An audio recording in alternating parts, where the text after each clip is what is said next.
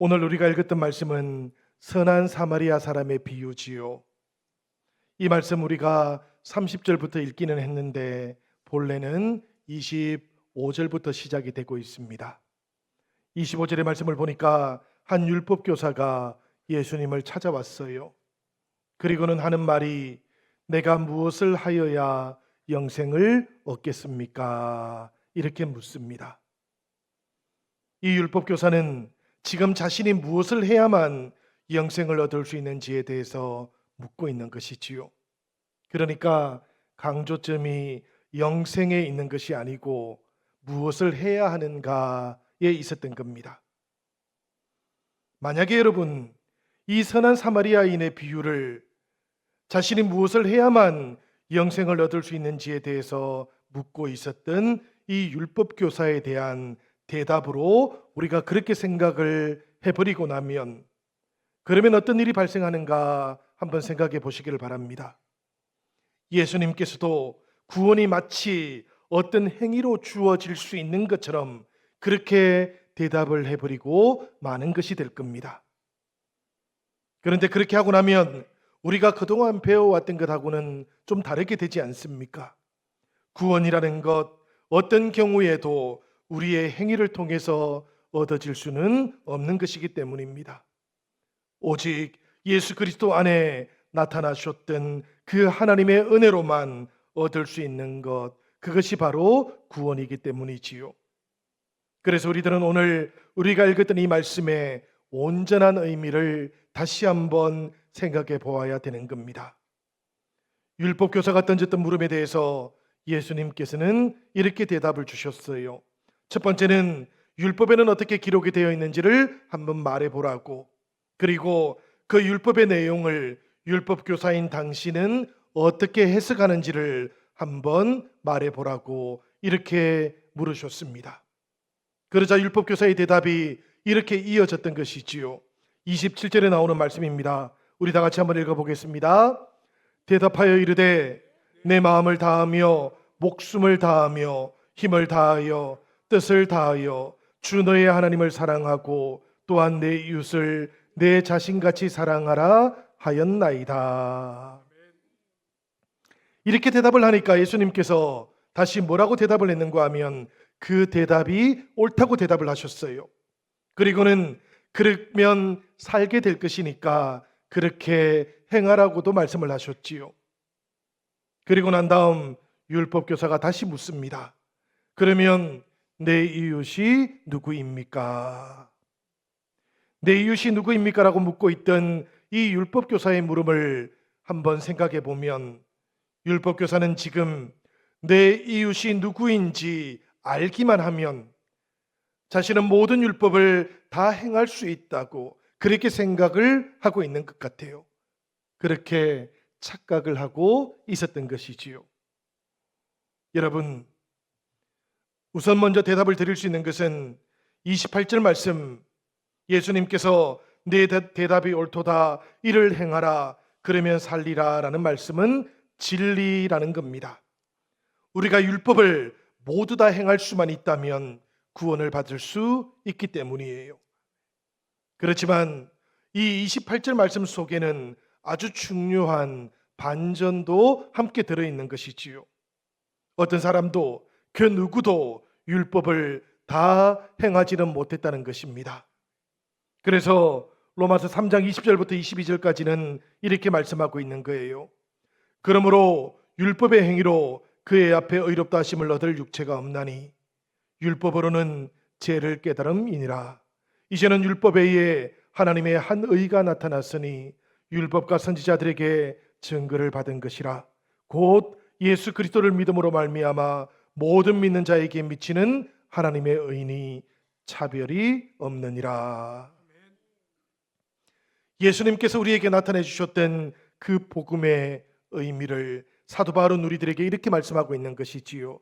복음 안에는 차별이 없다고 이렇게 말하고 있는 겁니다. 그렇지만 율법 교사는 이 예수님의 말씀을 이해하지를 못했어요. 그래서 여전히 자신의 이웃이 누구인지를 범위를 정해달라고 묻고 있었던 겁니다. 사실 여러분, 유대인들에게 이웃은 아주 분명했습니다. 미슈나라고 하는 율법 해석서가 있었는데요. 이 율법 해석서를 보면 그 안에는 이웃이 될 수 있는 사람들의 층위가 나누어져 있어요. 제사장은 레위인보다 높고, 레위인은 이스라엘 평민보다 높고, 이스라엘 평민은 서자보다 높고, 서자는 성전 노예보다 높고, 성전 노예는 개종자보다 높고, 개종자는 해방된 노예보다 높다고 이렇게 기록이 되어 있는 겁니다.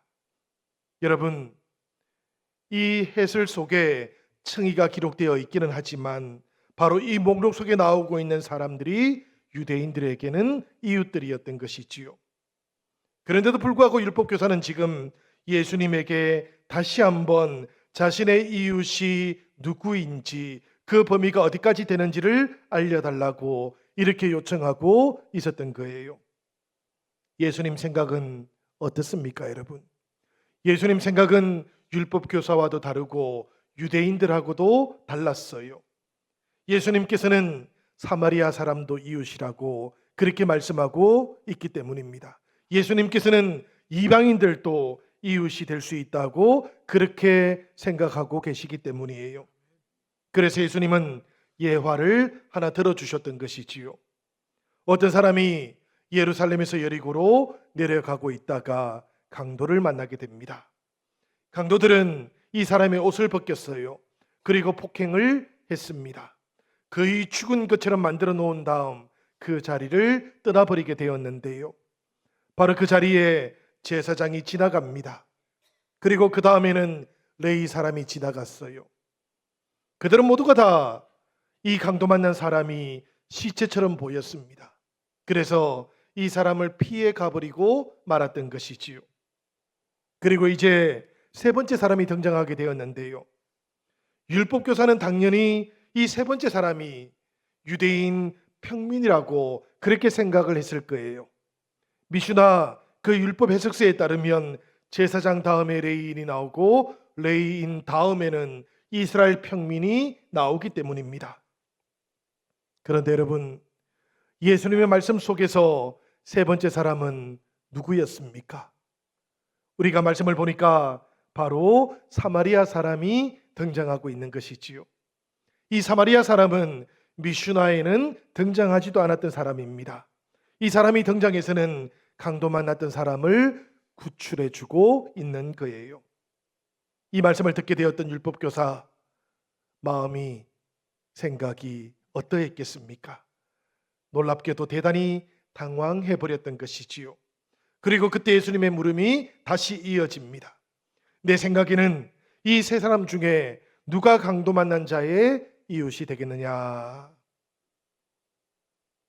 예수님의 이 물음에 대해서 율법교사는 당연히 이렇게 대답을 했습니다. 자비를 베푼 자니이다. 율법교사는 사마리아 사람이라고 대답하지는 않았어요. 아마도 자존심이 있었겠지요. 그래서 자비를 베푼 사람이라고 그렇게 대답을 하자 예수님께서는 말씀하시기를 가서 너도 이와 같이 하라고 그렇게 대답을 주십니다. 여러분, 이 말씀 단락 전체의 결론이 너도 이와 같이 하라는 것이었어요. 이것이 결론이라고 한다면 이제 다시 우리들은 이 말씀 단락의 시작 부분을 한번 또 올려보아야 되겠습니다. 이 말씀이 본래 어떻게 시작이 되었다고 말씀을 드렸지요? 율법교사가 예수님을 찾아와 가지고는 내가 무엇을 해야 영생을 얻을 수 있겠습니까? 이렇게 물었던 것 아닙니까? 내가 무엇을 해야 되겠습니까? 이렇게 묻고 있던 율법교사에게 예수님께서는 지금 너도 이와 같이 하라고 대답을 했던 겁니다. 그렇다면 여러분, 예수님께서는 지금 율법교사에게 그리고 우리들에게도 영생을 얻기 위해서라면 이 사마리아 사람처럼 너희도 선행을 베풀고 그리고 행하면서 살아라 이렇게 대답을 주셨던 것일까요? 그렇지는 않습니다, 여러분. 이런 오해는 사실 이 예화 속에 등장하고 있는 사람들 그 역할을 우리가 잘못 이해했기 때문에 생기는 오해예요. 이 말씀 속에서 가장 중요한 역할을 했던 사람은 사마리아 사람입니다. 이 사마리아 사람의 역할을 하고 있는 분이 누구신고 하면 예수님이신 거예요. 그렇다면 여러분, 우리는 이 예화 속에서는 어떤 역할이 되겠습니까?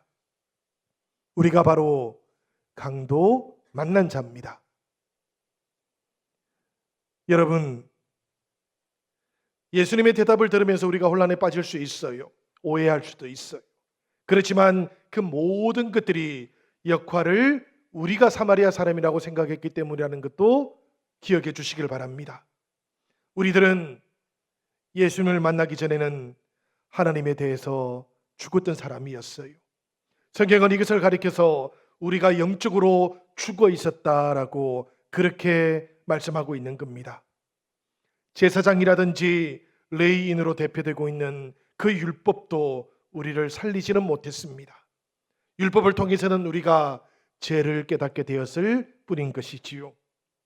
상황에 따라서 늘 변하곤 했던 양심도 우리를 살리지는 못했습니다. 양심이 때로는 타협하기도 하고요. 우리가 양심에 대해서 거짓을 나타내기도 하기 때문입니다. 그랬던 우리들이 예수님을 만나고 나서 살게 되었던 것이지요. 예수 그리스도 안에 우리를 향하셨던 하나님의 은혜가 들어있었기 때문인 겁니다. 여러분, 그렇기 때문에 성경은 우리들에게 은혜 안에서 우리가 구원을 받았다고도 말씀하고 있는 거예요. 하나님에 대해서 죽어있던 우리를 살리시기 위해서 예수님께서는 마치 사마리아 사람처럼 천대를 받으셨던 겁니다. 사마리아 사람이 멸시를 받았던 것처럼 예수님께서도 그렇게 멸시를 받으셨어요.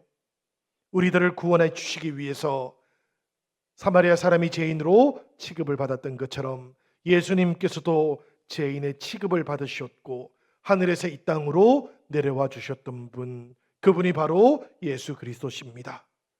여러분, 바로 이 주님께서 우리들을 보시고 하시는 말씀이 가서 너도 이와 같이 하라는 말씀이었어요. 그러니 여러분, 이 말씀은 우리에게 단순히 선한 행위를 하라는 그런 말씀이 아니었던 것이지요. 죽었던 나, 강도 만난 자 같았던 나를 살리신 주님의 은혜가 우리에게 다시 임하고 있으니 그 놀라운 구원의 감격을 가지고 그 은혜 받은 대로 그 은혜를 전하면서 살아가라는 말씀이 바로 너도 이와 같이 하라는 말씀이었던 겁니다. 여러분, 오늘 우리들은 이 말씀을 특별히 2024년 추수감사주일의 말씀으로도 받고 있습니다. 우리를 통해서 이 받았던 은혜가 온전하게 나타날 수 있으시기를 바랍니다. 우리가 사무엘하 9장을 보면 다윗에 대한 이야기가 나오는데요. 다윗이 무비보셋이라는 사람을 자기 식탁에 함께 초대를 해요. 이 무비보셋이 누군가 하면 바로 요나단의 아들입니다. 그리고 당연히 사울의 손자이기도 하지요. 요나단을 통해서 생각을 해보면 다윗의 가장 친한 친구의 아들이 바로 무비보셋입니다. 그렇지만 사울을 통해서 생각을 해보니 이 무비보셋은 원수의 손자이기도 해요.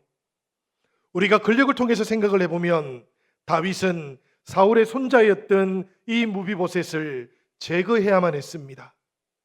그러나 은혜를 통해서 생각을 해보면 다윗은 요나단의 아들 무비보셋에게 요나단으로부터 받았던 은혜를 갚아주어야 하는 그런 위치에 있기도 했던 겁니다.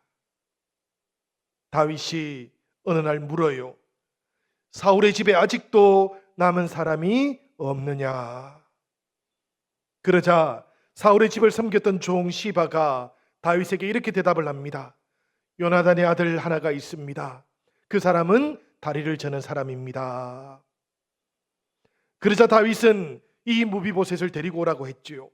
그리고는 왕의 식탁에 앉히고 그 식탁에 무비보셋의 숟가락을 함께 올리도록 했던 겁니다. 말하자면 함께 밥을 먹는 사이, 함께 마음을 나눌 수 있는 사이가 되었던 것이지요. 여러분, 세상에서는 정권이 바뀌면 어떻게 되겠습니까? 숙청이 시작되지요. 유배가 시작되기도 합니다. 그런데 다윗은 보니까 사울의 손자를 제거하지 아니하고 오히려 왕의 식탁에 앉힙니다. 그리고는 자신이 받았던 은혜를 다시 베풀어 주며 은혜가 온전한 은혜가 되도록 이끌고 있는 것이지요. 이 모습을 보면서 성경은 다윗의 이 모습이 바로 헤세드라고, 하나님의 은혜가 나타나고 있는 모습이라고 그렇게 우리에게 알려주고 있어요. 여러분, 다윗이 무비보셋에게 이렇게 은혜를 베풀었던 이유가 무엇일까 생각해 보면 당연히 요나단에게 은혜를 입었기 때문이겠지요. 그렇지만 다윗은 이것 때문에만 무비보셋에게 은혜를 베풀었던 것은 아닙니다. 죄인이었던 다윗, 하나님 앞에서는 내세울 것이 없었던 다윗이었지만 이 다윗이 하나님께 은혜를 입었기 때문이었던 거예요. 그리고 다윗은 바로 그 하나님으로부터 받았던 은혜가 되도록 하기 위해서 받아 누린 그 모든 은혜 그대로 이 무비보셋에게도 전하고 있는 겁니다. 우리가 추수감사주일을 맞이하면서 우리가 살아왔던 날들을 돌아보면 우리들도 하나님의 은혜와 만나게 됩니다.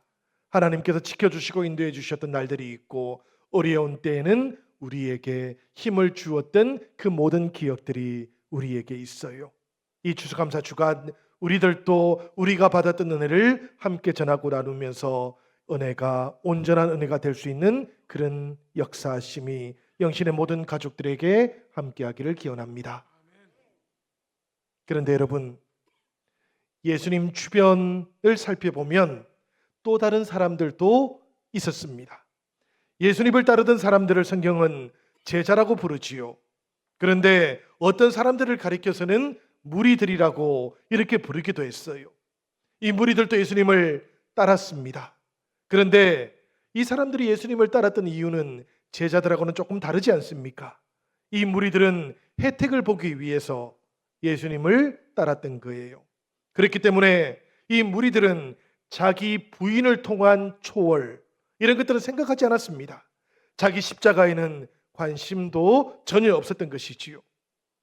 그저 기적에다가 자기 숟가락만 슬쩍 올려놓으려고 했던 겁니다. 여러분, 문제는 이런 마음 가지고는 우리 주님의 은혜를 만나기가 어렵다는 겁니다. 그러니 당연히 은혜를 전할 수도 없는 것이지요. 은혜라는 것은 여러분, 눈치로 되는 게 아닙니다. 눈치로는 은혜를 받을 수도 없어요. 눈치라는 것이 사람의 혜택을 줄 수 있을지는 모르겠습니다, 여러분. 그러나 예수님을 신실하게 따르게 할 수는 없어요. 유리한 쪽에서 가지고 힘 하나 들이지 아니하고 이익만 보려고 하다가는 그 영혼이 강건해지지를 않습니다. 시련 속에서 그 영혼이 단단해지지도 못합니다. 아마도 여러분들도 보셨던 적이 있을 것 같은데요. 제가 청소년 시절에 스머프라는 만화 영화가 하나 있었습니다. 기억이 나시는지 모르겠어요. 거기에 보면 다른 스머프들은 기억이 잘 안 나는데 투덜이 스머프는 기억이 나요. 어디를 가든지 얘는 투덜거립니다. 다른 사람 말이 끝나기도 전에 나는 안 해, 나는 못해, 나는 싫어. 이 투덜이 스머프에게는 이 말이 딱 각인이 되어 있는 것이지요. 그래서 내용하고도 전혀 상관이 없었어요. 이 투덜이 스머프를 보면서 제가 그런 생각을 했습니다. 합력하여 선을 이루기 가장 힘든 사람은 능력이 부족한 사람이 아니고 부정적인 생각을 하는 사람이구나, 이런 생각이 들었습니다. 우리 영신의 모든 가족들은 긍정적인 사람이 되시기를 바랍니다. 우리의 마음을 그렇게 긍정적으로 바꾸자, 이런 뜻만은 아니에요. 우리가 하나님을 믿는 사람들이기 때문에 그렇습니다. 하나님께서 이 땅을 다스리시고 우리의 인생도 다스리고 계시기 때문인 것이지요. 하나님께서 우리들의 인생을 이끌어 가시기 때문에 좋은 날들을 우리에게 허락해 주기도 하시고, 우리가 세상을 사는 동안 어려운 일을 만나게 될 때에는 그 어려운 일들 속에서도 우리 주님께서 힘을 공급해 주기도 하고 용기를 주기도 하고 우리가 걸어가는 한 걸음 한 걸음 그 모든 길들이 반석 위를 걸어갈 수 있도록 지켜주기도 하기 때문에 그렇습니다. 그래서 우리들은 주님을 바라보면서 하나님을 바라보면서 긍정적인 사람이 될 수 있어야 하는 것이지요. 성도 여러분, 내 삶을 바라보면서 먼저 긍정의 사람이 한번 되어보면 좋겠습니다. 좋아 보이는 것, 이것을 가지려고 하는 사람이 아니고 가지고 있는 것들을 좋게 보는 사람들이 먼저 되어보시기를 바라요. 그리고 나면 우리 주님께서는 그런 나의 삶을 통해서 새로운 일을 반드시 이루어 가십니다. 형제 자매들을 향해서도 그리고 이웃들을 향해서도 따뜻한 사람이 한번 되어보시기를 바랍니다. 무엇인가를 하려고 할 때 찬물 끼얹는 사람이 되지 마시고요. 부족한 가운데에서도 하나님의 선한 일들을 함께 찾아주시고 그리고 함께 이루어 가시는 성도님들이 되면 좋겠습니다.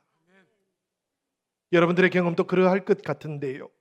제 경험을 한번 돌아보니까 자주 반복하는 것, 이것이 제 몸에 배이는 것 같습니다. 이것은 불평에 대해서도 똑같고요. 감사에 대해서도 똑같았어요. 그래서 저는 불평을 줄이기로 했습니다. 불평을 줄이는 대신에 그 자리에 감사가 늘어날 수 있도록 그렇게 노력을 하고 애를 써보고 있어요. 여러분들도 감사가 더 많이 늘어나는 삶이 되시기를 기원합니다. 성경에 이런 사람이 한 사람이 있거든요. 다니엘이라는 사람인데 우리가 다니엘 6장을 보면 이 다니엘은 사실 감사할 수 없던 상황 가운데 있었습니다. 원수들이 쳐놓았던 금령이 있었거든요. 이 금령이 올무가 되어가지고 다니엘을 점점 더 조여오고 있었던 겁니다. 올무를 피하려면 하나님을 배신해야 했고요. 하나님을 따르고자 한다면 왕의 처벌을 피할 수 있는 방법이 없었던 것이지요. 그런데 여러분, 바로 그런 상황들 속에서도 다니엘이 했던 게 뭔가 하면 평소처럼 기도하는 것이었습니다. 그리고 기도를 하는데 보니까 이 기도의 시작이 누군가를 향해서 불평하는 것이 아니었어요. 누구 탓이라고 원망하는 것도 아니었습니다. 이 기도의 시작은 하나님을 향한 감사였어요. 여러분, 우리 같이 한번 말씀 읽어볼까요? 다니엘서 6장 10절에 나오는 말씀입니다. 우리 같이 읽겠습니다. 다니엘이 이 조서에 왕의 도장이 찍힌 것을 알고도 자기 집에 돌아가서는 윗방에 올라가 예루살렘으로 향한 창문을 열고 전에 하던 대로 하루 3번씩 무릎을 꿇고 기도하며 그의 하나님께 감사하였더라. 이렇게 기도했던 다니엘의 상황이 어떤 상황인가 하면 사자밥이 될 수밖에 없던 상황이었어요. 그런데 그런 상황을 앞에 두고도 이 다니엘이 하나님께 기도했고 기도할 뿐만 아니라 감사의 기도를 올려드리고 있으니 여러분, 이 다니엘을 볼 때 어떤 생각이 드십니까? 이 다니엘이야말로 어디에 내놓아도 감사할 수 있는 사람이라는 그런 생각이 들지 않습니까? 범사에 감사하라 그렇게 말씀했던 그 말씀의 뜻이 바로 이 다니엘을 통해서 온전하게 이루어지고 있는 것을 발견하는 것이지요. 여러분, 하나님께서 새 일을 이루어 가시고 하나님께서 하나님의 나라를 이루어 가신다면 찾으시는 사람은 바로 이 다니엘과 같은 사람들이라는 것을 기억해 주시기를 바랍니다. 우리가 오늘 추수감사주의를 맞이했어요. 하늘을 돌아보는 시간이기도 하고 그 돌아봄 속에 감사함이라고 하는 그런 우리 시선을 가지는 날이기도 합니다. 여러분, 이 감사함을 가지고 하늘을 돌아보니 우리가 모두 다 강도 만난 자였다는 것도 다시 발견을 하게 됩니다. 우리가 지금은 구원을 받고 하나님의 자녀가 되었지만 예전에 우리들은 자격이 없던 사람들이었다는 것도 깨닫게 됩니다. 그럼에도 불구하고 우리 주님께서 우리들을 왕의 식탁에 앉혀주셨던 것이지요. 그리고는 우리들의 숟가락도 그 왕의 식탁에 얹혀주셨다는 것, 이것을 우리들 모두가 함께 기억할 수 있으면 좋겠습니다. 여러분, 우리들 모두가 그렇게 은혜를 기억하고 그 받은 은혜대로 이 은혜를 전하면서 살아갈 수 있다면 주님께서는 바로 우리들을 보시면서 가서 너도 이와 같이 하고 있구나 이렇게 감동하시고 또 감탄하시며 우리가 살아가는 모든 날들 속에 우리 주님의 은혜를 날마다 새롭게 채워주실 것을 믿으시기를 바랍니다. 오늘 우리들이 이 받은 은혜를 기억하면서 성찬도 함께 준비를 했습니다. 우리 주님의 몸과 주님의 보혈을 받으실 때에 사랑하는 성도 여러분, 우리들의 고백이 결단이 되는 시간도 되시기를 바랍니다. 우리 주님의 은혜가 여러분들 모두와 함께 하실 겁니다.